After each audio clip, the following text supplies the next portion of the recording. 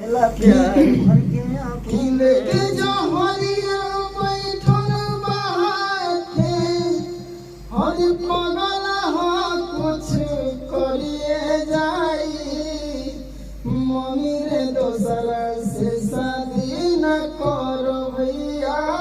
रे हमार मरिए जाई मम्मी रे दोसर से शादी न करो यार हमार मरी जाई तिलक दहेज भले कुछ जानी दी है करी है छूछे विदाई रे दीवानी कसम खैले दोसरा के घरे ढोली हमार नहीं जाई रे ए जाई